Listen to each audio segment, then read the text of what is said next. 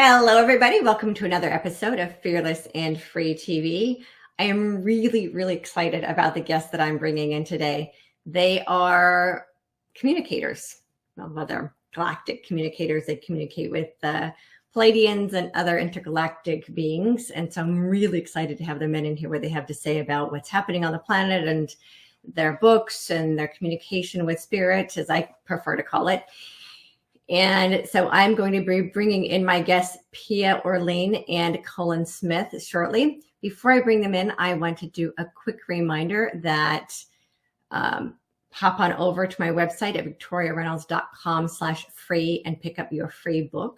It's my gift to you. It's all about what's happening on the planet right now. And it's a chapter that's dedicated just to terminology that will help you understand what's happening with regard to the spiritual awakening that's happening. It's all about the Great Awakening, the spiritual revolution, and the ascension. And don't forget to comment, like, share, and subscribe, because sharing this forward is how we are all working together to help create the new world we all want to see manifest, a world of peace, prosperity, harmony, and freedom for all. So now let's bring in my guests for today. Good morning, Pia and Cullen. So great to meet you and see you here. Good morning, Victoria. It's lovely to be with you and your audience. We love to have conversations like this so that we can speak about things that are important to us and to you, and hopefully your audience will appreciate what our conversation will be all about. Yeah, I'm sure they will. So a lot of my audience is it's a mixed bag, so to speak. So I have a lot of people in my audience who have been spiritually awake for a long time, and they're now thrilled that a lot of the things we've been talking about for the last 10 or 15 years is finally starting to become mainstream, if you will. So these conversations 10 years ago, people would have thought we were nuts and crazy, but now it's become so much more acceptable to hundreds of millions of people around the world. So this spiritual awakening is now this massive wave that's happening. And then I also have other people who are my viewers who are really new, but they're what I call spiritual newbies. And they've just woken up in the past year because this lockdown that we were in actually helped a lot of people wake up to what's really happening in the world and have spiritual awakenings. Because you know, one of the things I found, and I'm sure you guys have as well, is that a lot of times people have a spiritual awakening when something happens to bring them to their knees. And so this transition that humanity as a collective has been in has brought a lot of people to a spiritual awakening. So I'm really excited to bring people like you into this show who show the spiritual newbies what's possible for humanity. We're happy to share from our hearts. We all have that divine spark within us, and we're happy to share in whatever ways that we can. Wonderful. I'm really excited to discover you. Didn't even know the two of you were in the realm until a few weeks ago. And so I'm really excited to bring you here and introduce you to my community and not just with my own audience, but the connections I have within the new spiritual community that will discover you and share your messages forward as well. So you are both, I don't know, the word I'm hearing is intergalactic communicators. That works. Yeah, thank you. So how did this come to you? I know you've also written some books, and we can talk about your books in a little bit, but how did you come to this awareness? How did the two of you meet? How did you come to this awareness that you're working together as a voice for the galactics? Well, go ahead. I was going to say how we came to this was that we were born into it. We have both been communicating with other realms since childhood, since we could first communicate. We've always communicated with other realms. But stepping into professional worlds as grown-ups required us to go in different directions. I am now retired, but I was a full-time practicing psychologist. And I was an anthropologist and an archaeologist. So we came from, as Pia said, in the beginning as children, we were involved with so many different spirits, so many different beings. We had the classic experience of what people say, well, the children have invisible friends. Isn't it quaint that they have these little friends that they talk to? And we talk to them all the time, both of us. And they will grow out of it when they get older. Well, for us, we never grew out of it. We've been involved in it all the time. But we didn't expect to go public with it. As I said a moment ago, we were involved in professional careers. And one evening, we were celebrating Cullen's birthday. And we lived high in the mountains where we had no outside communication with the world except a shortwave radio. And as we sat down to dinner, the shortwave radio turned itself on. And I glanced at the clock as I got up to turn it off, and it was exactly the hour and minute of Cullen's birth. And we thought, that's interesting. So we got up and walked to the living room from the dining room we were eating in and looked at the shortwave radio, and we looked at each other and said, did you leave that on? And Pia said no. And then she asked me, do you remember having it on, but we just couldn't hear it? And we both shook our heads and said no. So we turned it off and went back to our meal. And then the radio did the same thing for the next week, every day at exactly the same time, even when we unplugged it from the wall. It still turned itself on. And at that point, we joined hands and said, okay, who's here? What do you want? How can we help? Who are you? And we began communication that was not verbal.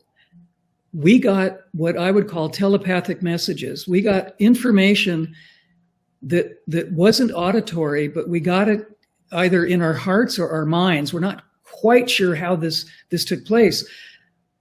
But we would look at each other and say, I just got this incredible message.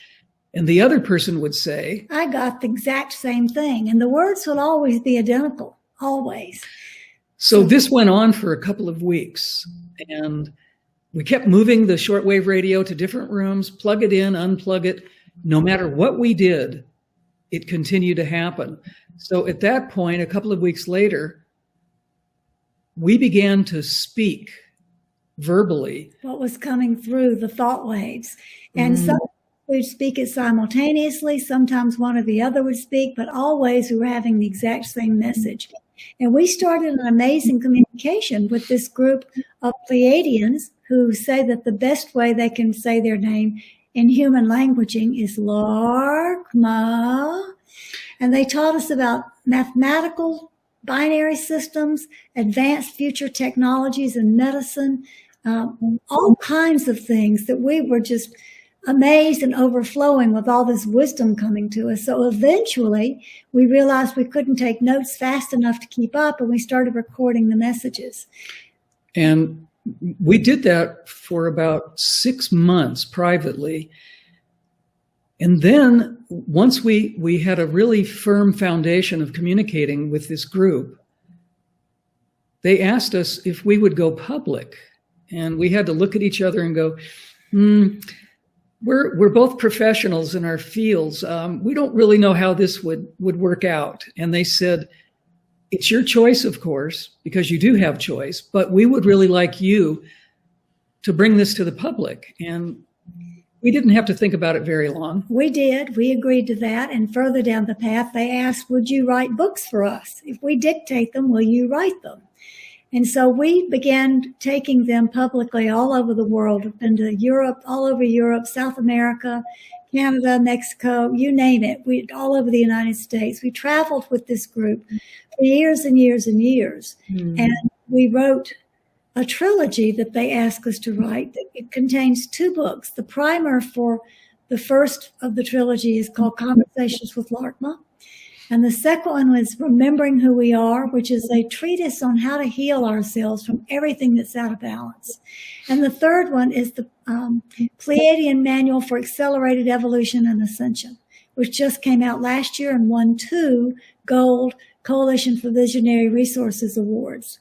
So our work is from our hearts, but it is fed to us directly from these very loving beings that we are so proud and happy to have a relationship with and to share them with the world. Well, so you two are really pioneers in this kind of work. We've been doing this for a very time. long time. Wow. We also developed with our friends Laarkmaa a completely revolutionary new form of astrology. Pia can describe this. It's called Pleiadian Earth Energy Astrology, and it talks about the effect of the Pleiadian cosmic energies in interplay with the earth energies that we experience in our reality here on Earth. And it's based on a system of trying to get us to integrate all aspects of who we are, defining what our gifts are, what our challenges are. And one of the most interesting things about the system is it defines when your shadow cycles are, meaning the times when you have a gateway to break old patterns and release dysfunctional beliefs and make an evolutionary leap. And everybody has a shadow cycle that happens periodically. So this system was written in a book, also a gold award winner, Pleiadian Earth Energy Astrology, Charting the Spirals of Consciousness, and an accompanying calendar that we devised. We worked with this system for over a decade before we brought it to the public, because we wanted to be sure that the accuracy that we found in it would work for everybody. And we did amazing things with it. We used it retroactively to look back at energetic points in our lives where things happened to us. And we looked at why those things happened.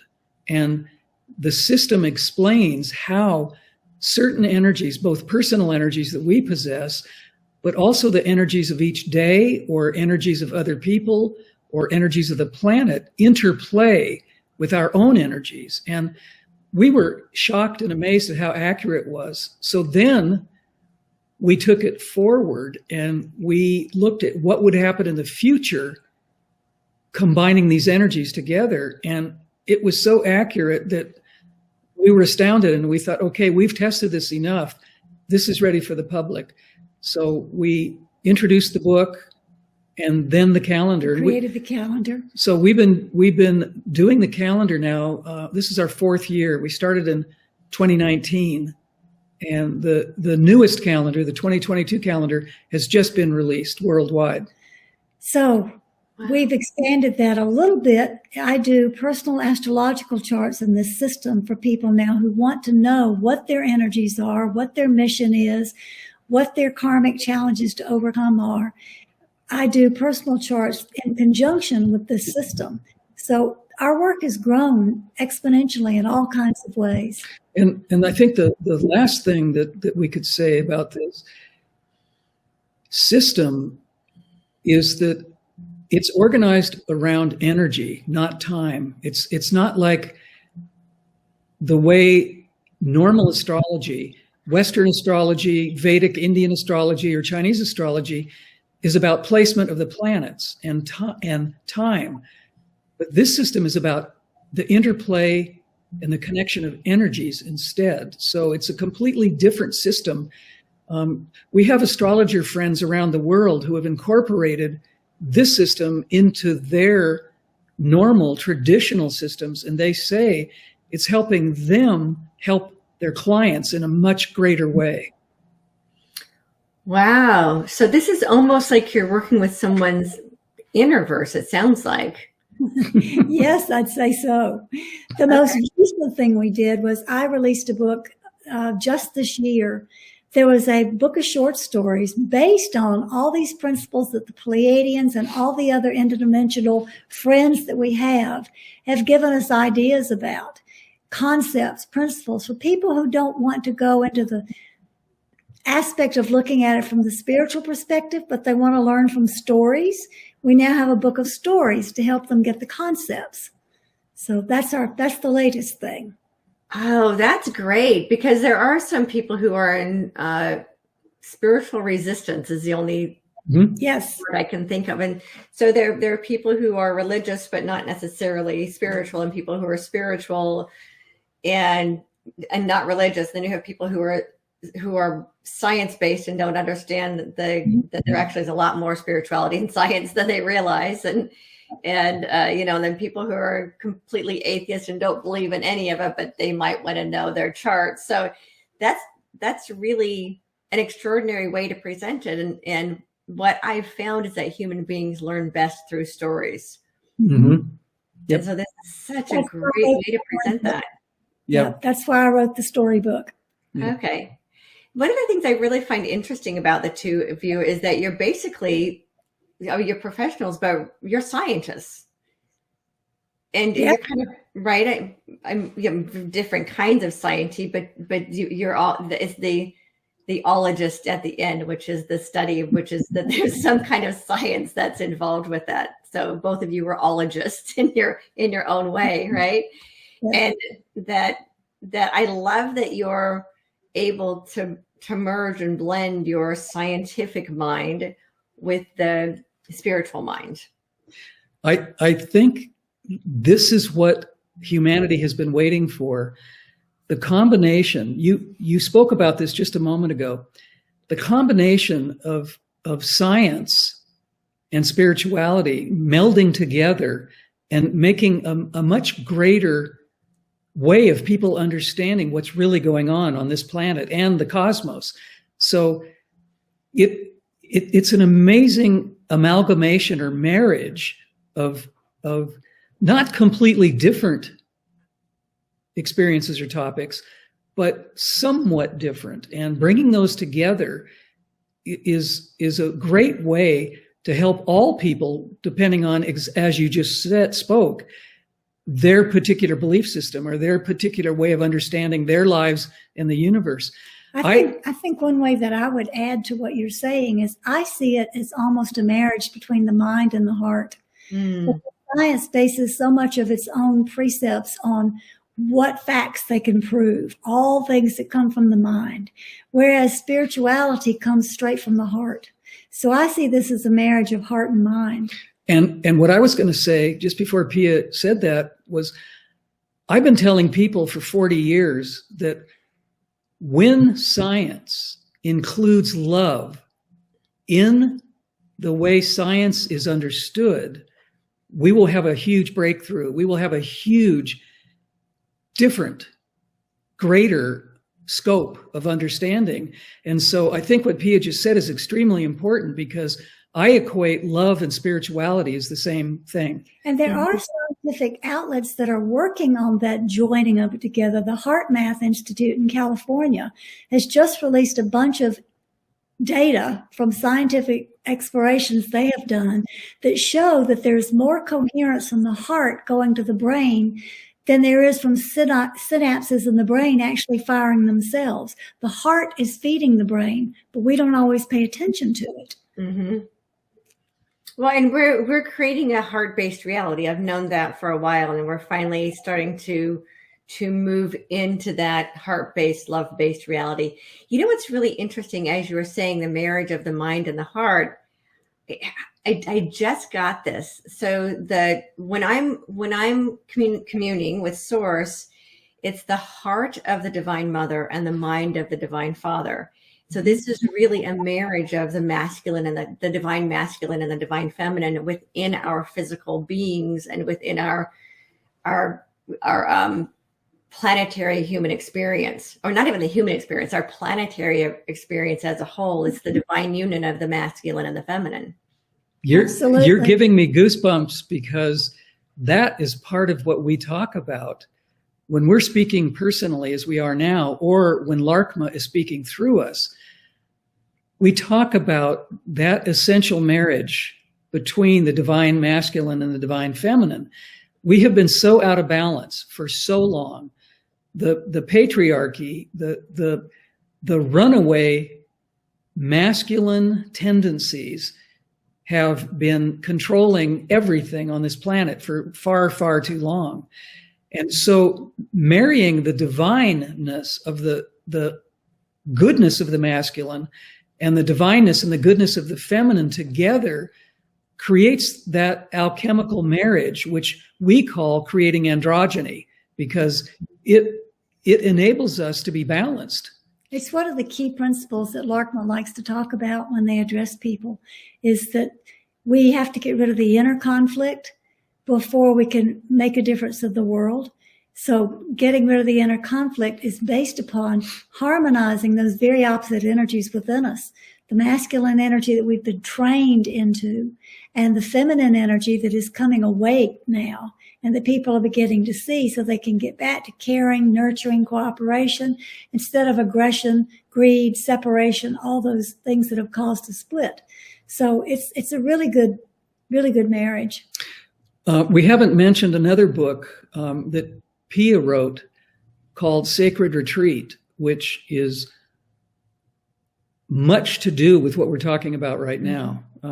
It's a book explaining how we've stepped away from natural cycles. We've stepped away from nature, and we can't really create that balance of the masculine and the feminine without recreating a natural understanding that we are nature itself. We're not part of nature. We are nature, and there are cycles that are involved in everything in our lives. And her book is a fantastic journey into explaining that to humanity. Thank you.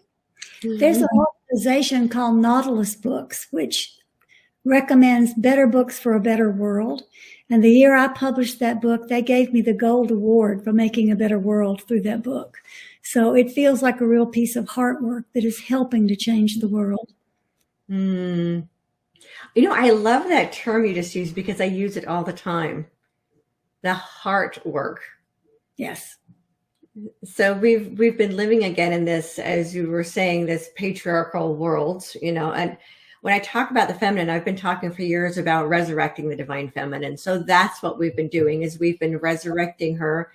And I often use the visual of placing the divine feminine on the mantle next to the divine masculine. So for thousands of years, we've only been worshiping the divine masculine, and the divine feminine was basically reduced to almost nothing.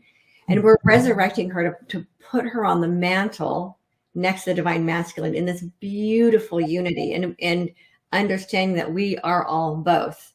Mm-hmm. And this isn't about gender neutrality and being a neutral gender. This is about fully embracing both our divine masculine and the divine feminine that exists within each one of us, and being able to call on it when we need it. So if I'm sitting and I'm working on spreadsheets and I'm doing money, I'm like, okay, divine masculine, come in and work with me, because I'm in my masculine aspects. And when I'm here communicating with all of you, I'm in my feminine aspects of this beautiful space of heart and communication. And that this idea, again, what made me think of this is this idea that everything has to be hard work, the physical manual labor of hard work, and the doing is masculine, but the heart work, in this new reality we're creating, everything is going to be a work of heart. It has to come from the heart first. There's such a misconception for almost all of humanity, and this has been going on for eons, that the mind is in control, that the mind is the organ that makes all the decisions, that guides us, that does everything that makes us alive, makes us sentient, makes us this, makes us that. And that is really not accurate.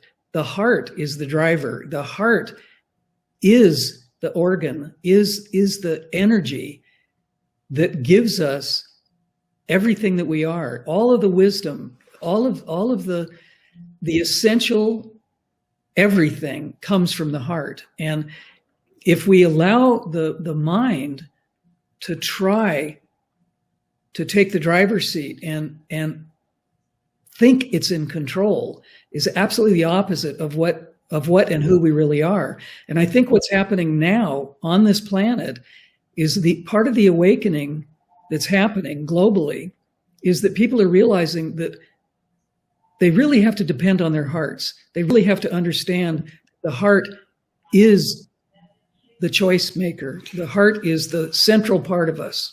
One of the favorite things that Laarkmaa says, one of my favorite things, when we do public gatherings and people ask questions, sometimes people will ask, well, what's my purpose? What's my mission? I'm thinking about doing this, or I'm thinking about doing that. Laarkmaa always responds and says, does it make your heart sing? Make your heart sing, that's not your path. Yeah. Yeah. You know, and I have conversations sometimes with my mind, and this is something I think for people to consider, that I will have a conversation with my mind and ask it to trust my heart. And ask ego to set aside and trust inspiration when it comes through. And it's this again, it's that marriage, right, between the mind and the heart. And the mind wants to be in control, but if we allow it to feel safe, trusting the heart, then it will allow the heart to take the lead. Yes, that's right. Yep. And I think that's happening more and more. I actually think what has been happening globally within the past 2 years is causing people to make the decision that if the heart isn't in agreement with what's going on, maybe they need to rethink what they're being told, or what's actually happening in a political or financial or medical way that's being broadcast and perpetuated. And I think people being sequestered and having more time in either a meditative state or an alone state that isn't part of the hurried, absolutely sped up culture that we've developed and that we live within. I think that is also contributing to the heart awakening of humanity. I think it's really made a huge difference in how people are relating, not only to each other, but to spirituality, to the world, to the universe. Yeah, it's interesting because the sequestering, I think, was kind of created to keep us separate from each other. But instead what happened is that people started tuning into themselves for the first time, where before there was so much noise and so much to do that they couldn't hear themselves. And it's beyond hearing themselves think, it's hearing themselves feel. And so I think what we need to do as we are moving through our human experience, and the human experience is moving through us, is start to tap into how things feel rather than what we're hearing. And so we're having to train a completely different muscle that human beings aren't accustomed to training. Absolutely. One of the things Laarkmaa talks about when they speak is that all of the wisdom, all of the knowledge, everything we need is in our hearts. We have it all there. And they will say things that are pretty amazing, I think. They will often say in public, don't believe us. Trust in your heart. And their reason for saying that is to try to get people to wake up from their belief systems. It's trying to get us to take back our own power rather than believing in some external source providing the truth. They simply share their perspective and they say, if this resonates with your heart, you know it is true. So don't believe us, listen to your own hearts. And if this resonates, you'll find the truth because your heart has all the wisdom. I love the way they try to empower everyone. It's so soft and gentle and loving and yet so full of empowerment and encouragement. It's really special. Yeah, I get a sense of them, and they are incredibly light beings. Yes. Yeah. The Pleiadians, they want to be known. If we use colors as a descriptor, they want to be known as blue.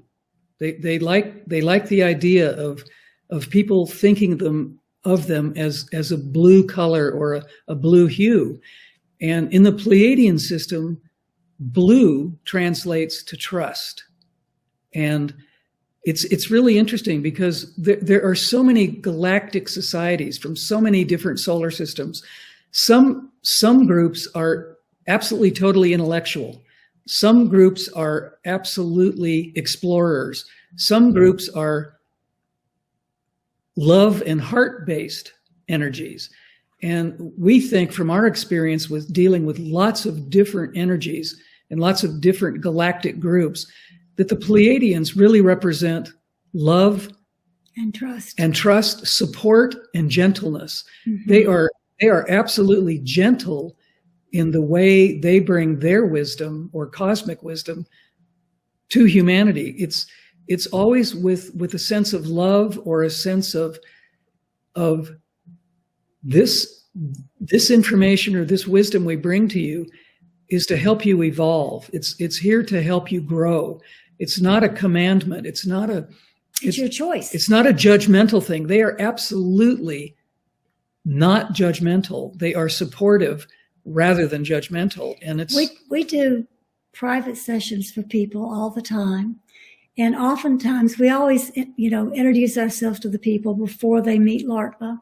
And then we talk to them again after the session.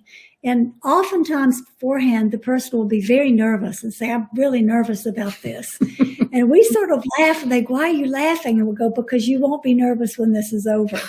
And they go, oh, okay, well, I'm nervous now. And then we introduce them to Laarkmaa. And after the session is over, we come back and say, are you still nervous? And then they laugh and say, I see what you mean, that they are totally loving and non-judgmental. So there's really nothing to be nervous about. They're simply sharing the perspective of whatever the person needs to hear in order to evolve or move past blockages or help their lives be better. These sessions that we've done for a very, very long time with people personally, everybody has, and I'm going to go back to what we were talking about the mind. Everybody has an expectation of what it's going to be like. It's either going to be challenging, difficult, hard, or I'm going to be given things that are going to be too hard for me to understand, or I won't be able to do what is suggested that I do to change my life. And almost always what people report to us is, I had no idea we were going to go into that subject, or I had no idea the depth of what they know about me. Or how did they know that? How did they know this? That question. Yeah, how did they know about these things that I've never shared with anyone else? And so people come out of these sessions often with a much different understanding of why they wanted to talk to Laarkmaa, because what they thought was going to occur generally does not occur. Yeah, and you know what's interesting? What I'm sensing about that is that they can communicate telepathically. So they have the ability to see the issue that the person needs to have resolved because they're doing it. The telepathic communication goes both ways. Yes. So it's just the person's ego that's trying to interfere because they're afraid, or their personality self is afraid of what the answers might be or what the expectations are. And when we really get good at quieting our mind and what the personality self's expectations are, then the information that we need comes in much more clearly and concisely. Mm-hmm. And the two of you are such great conduits for that. Yeah, it's an amazing, as I said earlier, teamwork. It's interesting that the reason Laarkmaa doesn't like the term channeling, they prefer synchronizing because of what we're talking about right now.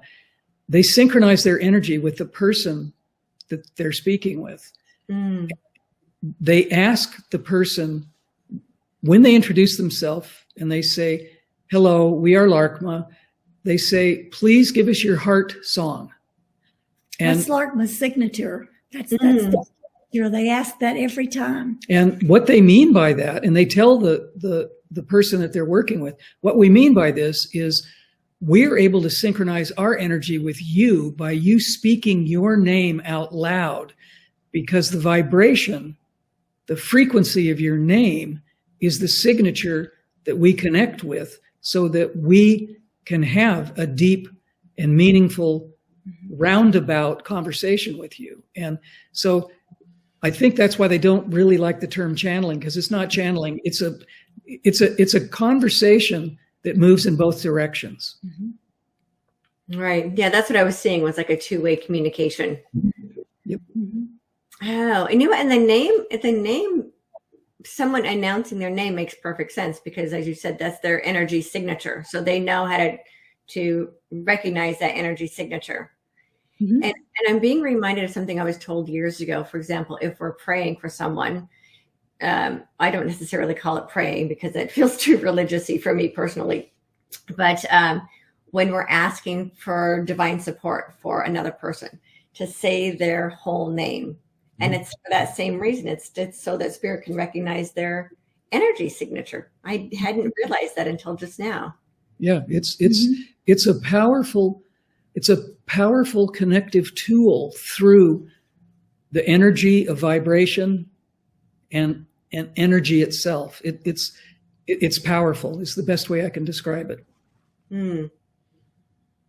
Yeah, and every person was given their name for a reason, because there is an energetic association that goes with those names. Absolutely. Yes. Okay. Until at which time we choose to change our name, which some of us have done, because there's a higher vibrational frequency that wants to come in. Mm-hmm. Or simply a choice that someone is choosing the name rather than having it been given to them, even if the giving was vibrationally correct at the time. Right. The way we grow and the way we move away from who we were when that was given to us is often significantly different. Right. Yeah, and there are a lot of us who have outgrown the name we were given. Yeah. So how did the two of you meet? I'm curious about that. You were both so similar as children. How did the two of you meet? And are you twin flames, or are you soulmates? I'm curious about your personal relationship. I would say that when we started comparing notes when we met, everything that developmentally happened to each one of us happened to the other one exactly at the same developmental place in our lives, even though Cullen grew up on the West Coast and I grew up on the East Coast. Laarkmaa tells us that they have been working with us not only through this lifetime, but through many other lifetimes as well. So I don't know what term you would call it, twin flame, soulmates. It doesn't matter to me that what term is used. What matters to me is the heart connection is real, it's deep, and it's eternal. And you can tell her how we met. Yeah, Well, I want to know how you met. We met in an art gallery. I was taking a hiatus from my professional life, and a friend of mine asked me if I would help him open an art gallery. And I said, sure.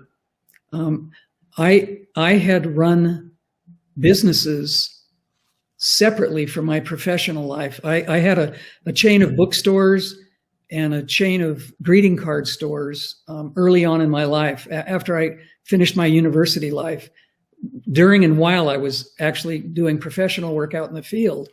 And so I knew how to organize, develop, and open a physical business. And he said, I don't know how to do this. I'm really good, he said, at finding the material to sell, but I don't know how to organize it and develop it. And I said, okay, sure. So I helped him find a place, which was an incredible place. It would be too long of a story to tell you the whole thing, but we refurbished, remodeled this incredible building. And I became the director of this art gallery because the owner didn't really want to be in the limelight. So I really took over the running of the gallery while I was during this hiatus period. And one night, pretty late at night, I think it was 7:30 in the evening, it was way past time to close the gallery, and I was locking the front door. And the owner could see someone outside through a window that I could not see. And he said, wait, don't lock the door. There's someone looking in the window. And I said, look, I'm tired. I'm hungry. I need to meditate. I need to do something. This has been a long day. It had been a 12 or 14-hour day for me. And he said, no. He said, open the door. And I threw the keys at him and I said, I am not going to open the door. And he said, look, I think this person really wants to come in the gallery. And he threw the keys back at me. This was like a 20 or 30 foot distance between us. And I opened the door, put my head out, and I said, hi, would you like to come in? And Pia said, oh, no, you're closed. It's too late. And I said, no, you're welcome to come in. So the owner of the gallery was one piece of getting us together, because it was out of character for him to insist that Cullen let somebody in. That was out of character. On the other end of the story, I had been to an Ayurvedic Panchakarma cleansing retreat for 10 days, and I was on my way home. I stayed away from where Cullen was living, and I stopped to have lunch with a friend, and we talked and talked and talked. And my friend said, you're too tired to drive all the way home. Just stay here overnight. And I said, okay. So I stayed overnight. And my friend said, you need to go up this next street, and there's a gallery up there that you'll want to see. I don't know why I'm telling you this, but you need to go. And I said, okay. He didn't tell me which gallery. It just so happened that the gallery Cullen was managing was in a row of galleries in a very famous city. And I wound up at the right gallery, looking in the right window at the right time. So we had two angels in human form insisting that we meet when we were both sort of resistant. So I was beyond tired. I had been in a rear-end car accident 2 or 3 days before. I was not in good physical shape. And I had entertained a group of Chinese clients the night before, way into the night. This gallery was a very high-end Native American artifact gallery. It wasn't an art gallery. It had the most beautiful ancient Native American, both American and Canadian and South American material. I followed Pia around for 45 minutes. It was a huge gallery. It was like 4,000 or 5,000 square feet. And she looked at everything, and she came back out to where the sales desk was. And she said, oh, these baskets are just beautiful. I decided I needed to buy something if they'd opened up the gallery for me, and I'd spent all that time. I needed to buy something. So I was choosing between two particular baskets that I liked. And I asked Cullen which one he liked best. And this was the beginning of our knowing about our oppositeness. He said, I like this one. And I said, okay, I'll buy the other one. I told Spontaneously, that's just what happened. I told her that the designs on the basket that I was suggesting were archetypal, ancient, multicultural designs. They show up in Mesoamerica, China, Russia, just beautiful designs. And she didn't care a whit about what I was saying. She wanted the one she wanted. It was interesting, but I liked the other one better. So I bought what I wanted, which we still have. So then I invited him to go. Well, wait. Here's a funny part. I know we're taking a long time to explain this, but the owner of the gallery was hanging around this whole time because he was amazed at what was going on between the two of us. And just for fun, I gave Pia a 50% discount on this very expensive basket. I did it in front of the owner to sort of get back at him for making him open the door. And it was a joke, but I did it. And when I wrapped it up, put it in a bag, put it in a box for Pia, she said, would you like to go for a walk with me? And here it is. It's like 8:30 at night at this point. I am dead tired. I didn't even think for a second. I said, sure. And we went for a 2.5-hour walk into the night, new moon, new beginnings, new beautiful surroundings. And then we went to the meditation center that she was staying overnight in. And we talked for hours and hours into the middle of the night. So Cullen asked me when we parted company that night, he said, I don't do internet. And I said, I don't either, because we didn't at that time. And he said, if I write you, will you write me back? And I said, yes, absolutely. So I went home and I waited 4 days and I didn't get a letter. And I thought, okay, that's too long. So I wrote him. And immediately our letters crossed in the mail.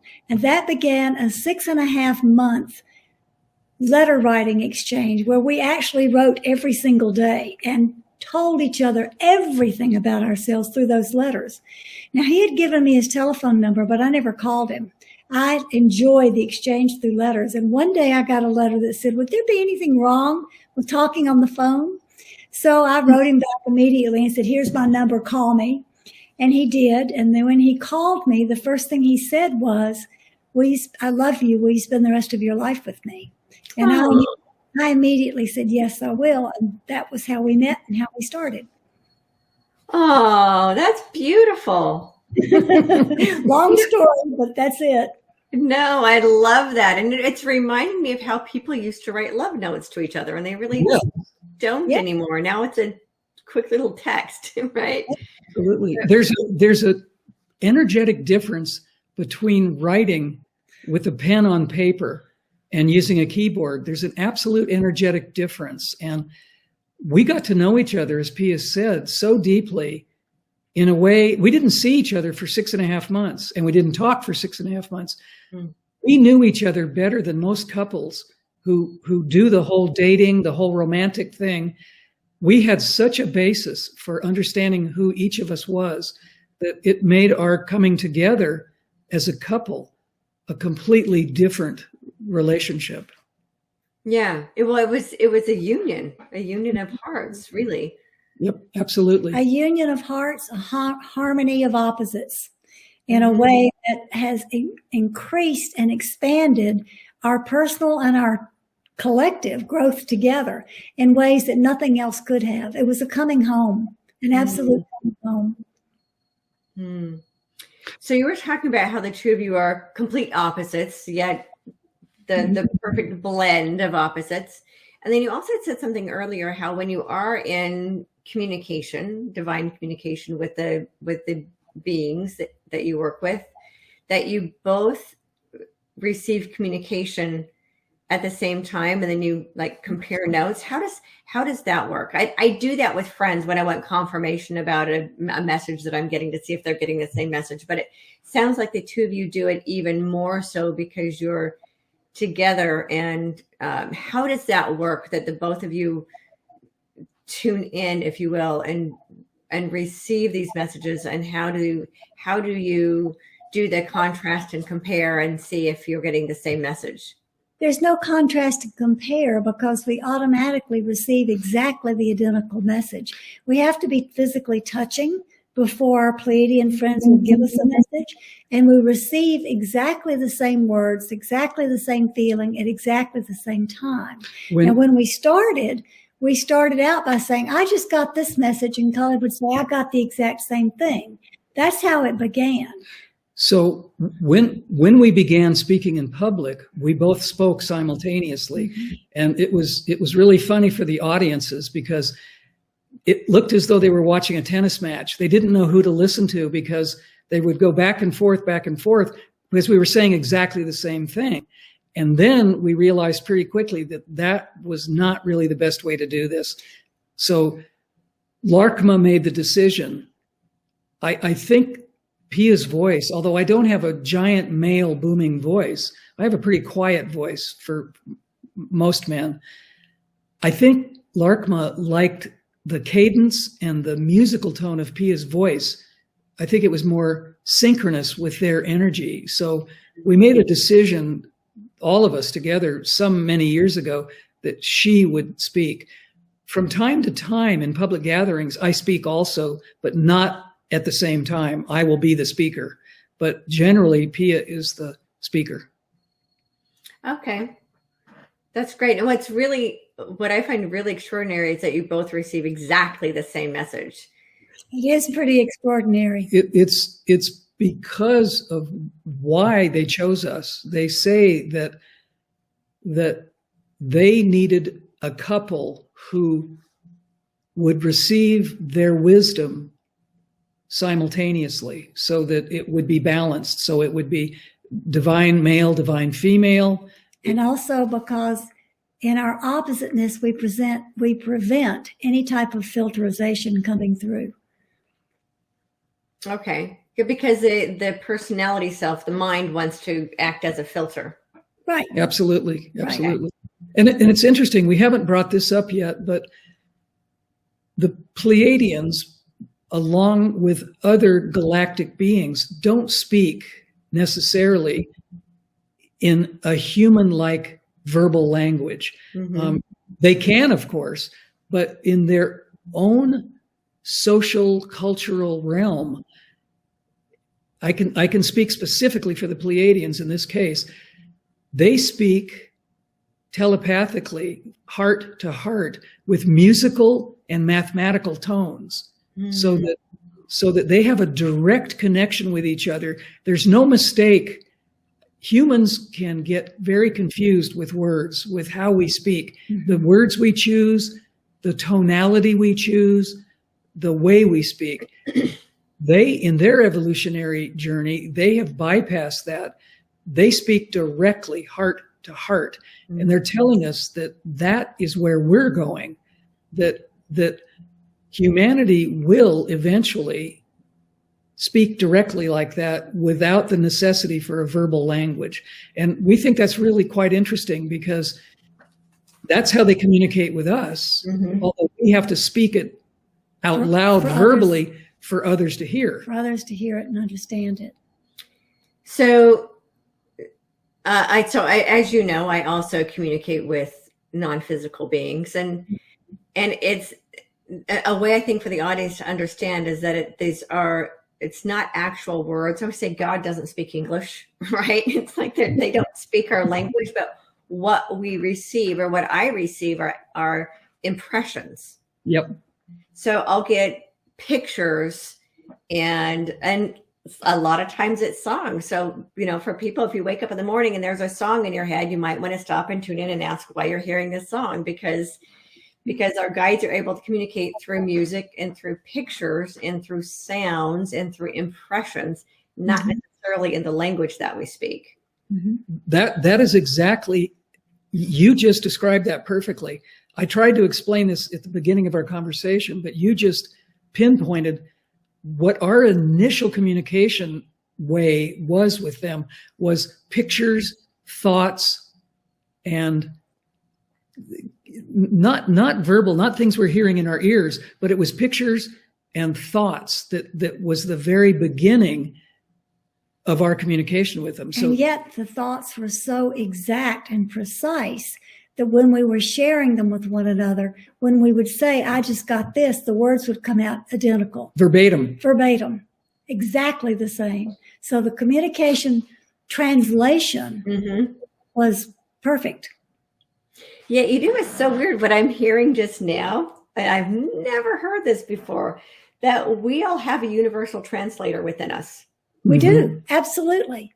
I can attest to that from having been in foreign countries where I could suddenly speak the language when I've never learned the language. We were speaking in Russia several years ago, and people would ask us stuff, and we had a translator with us, and all of a sudden we would understand what the questions were asking before she interpreted it, and we would answer them automatically. And that was an example of universal translator working in a human realm. So it works in an interstellar realm, but it works between humans too if we just open our hearts, get the mind out of the way. Wow, thank you for that confirmation. Is it because all language has the same, it's just sound, right?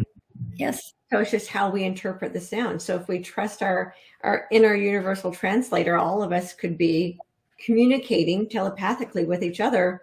Yes. Because of that built-in universal translator. Yes. That's cool. It is. And I think that we as humans historically were able to do that some long time ago. I think we have lost that faculty. I think we did communicate telepathically early on. We were able to communicate either pre-verbally before we began languages, all around the globe anciently. But I think we're going back to that. I think we're going to create that kind of direct communication. And I think that, again, is part of the Great Awakening. We do international live calls with Laarkmaa twice a month where people can listen to their message and then everybody gets to ask questions. And for the first time ever in all the years that we've worked with this lovely Pleiadian group, Laarkmaa told the world the other day a whole expose about their Pleiadian evolution and what they went through. And in that process, they talked about exactly what we're talking about now, the power of sound and vibration as being able to manage and manipulate your reality and how that enhances your evolutionary process. And they explained how they went through that process and how we can use the same thing, explaining this and what they did and how we're doing it differently from them. It was really, really interesting. Yeah, that is really fascinating. And I know that they are here to help us move through that ascension process. They are. You know, the one thing I was hearing while you were talking is that yes, there was a point when humanity had the ability to communicate telepathically. Now, I know that a lot of the kids who have been labeled as nonverbal autistic, they actually communicate telepathically. Like they're bypassing this need to communicate with language. But my sense is, and what I was just hearing is that there was a time when we collectively had the ability to do that, and then our genetic makeup became corrupted, and that our original blueprint is being reactivated. I think that's absolutely, completely true. I think we have participated also in our own corruption through making poor choices and not taking our personal responsibility for the opportunities available to us. So I think it's been a combination of external forces on us and internal laziness or lack of responsibility, which we have now reached the point where we have to wake up. Right. This needs to evolve. And not rely on all these external cues and external messages to. That's right. It's not even necessarily guide us, but yeah, kind of what I've been calling unconscious compliance. And it's time for us to become fully conscious and aware of every choice that we make, and learn to trust the inner voice, which is directly connected to source. Yes, that's a great term. Unconscious compliance.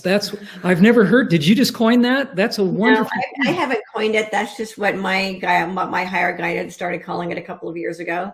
That's great. It's a loophole that's been created in the law of free will choice. So freedom of choice is the prime directive, but unconscious compliance is a loophole that some have found to be able to maneuver humanity in the direction they want humanity to go. And we don't even know that we're being maneuvered because it's all unconscious. So as we become more conscious of the choices and what's being put in front of us, and we use the heart of discernment, then the unconscious compliance is no longer effective. And that's how we create our new reality, is by recognizing the difference between unconscious compliance and conscious choice. Yeah, that's perfect. Really well said, Victoria. And you just brought up another term that I'd like to discuss briefly. There's a huge difference between judgment and discernment.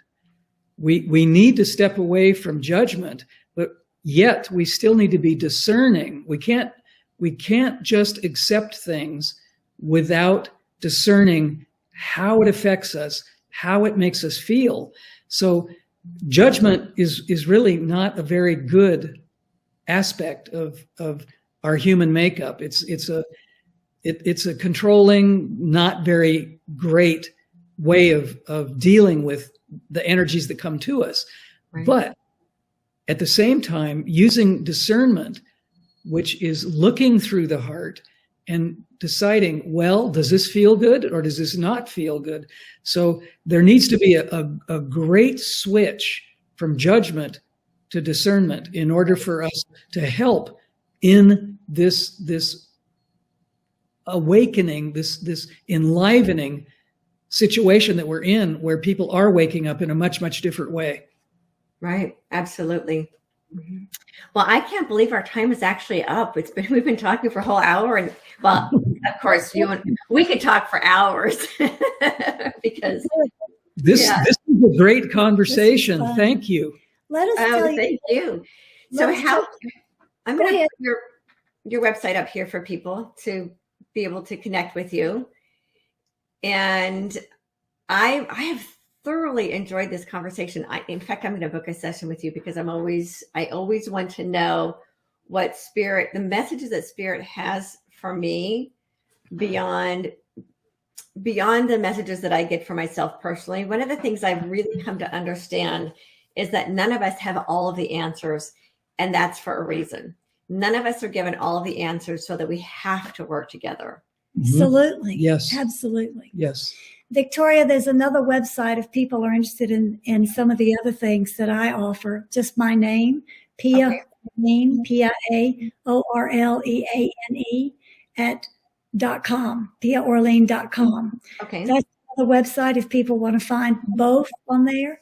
And the Pleiadian evolutionary talk that we talked about on this interview will be available on our website by this weekend. Okay, I'm going to add this one as well. Oh. Take that one off, put that one on. Nope. It's not letting me add yours at the bottom. There it is. Okay. Oh, there it is. Oh, .com. See, that's why I'm typing while I'm communicating with you, and I will at some point get a producer who can do all of this stuff for me. There we go. And the Laarkmaa.com, both. Yeah. Yeah, it won't let me do them both at the same time. So for those of you who are watching, I will have both of those links in the comments below so that you can go to those websites and find the services that work for you. Your books sound fascinating. I don't read a lot of other people's books because I'm so busy writing my own. We understand that completely. But every once in a while, someone else's book really speaks to me. So I'm going to look through your library and see which one calls to me, because I have a feeling there's something in there. I just got the impression that there's something in there I need to read. So I'm going to take a look at your books and see which one that is that I'm hearing I need to read. Great. Yeah. Well, it's such a pleasure. Thank you for being together. It's been a real joy, and as you said, a real pleasure. Thank you. It's been it's been one of those organic conversations that just happens. It just develops on its own, and we really like this way of communicating. So thank you for your openness, and thank you for how you communicate. It's wonderful. Oh, thank you. Well, this is what happens when we get our soul family together. Yes, absolutely. It's like we've known each other forever and we're just having old conversations. Yeah, it's wonderful. Old friends. It's really amazing. Well, thank you so much for being here. And I want to thank all of you for watching and for sharing this forward to all of your friends and all of those who are helping to create this new heart-based, love-based reality that we are all co-creating. As always, remember to shine your light so high others can't help but see their own light. Together we will and are creating a world based in peace, harmony, prosperity, and freedom for all. And as always, get bold, be fearless, and live free.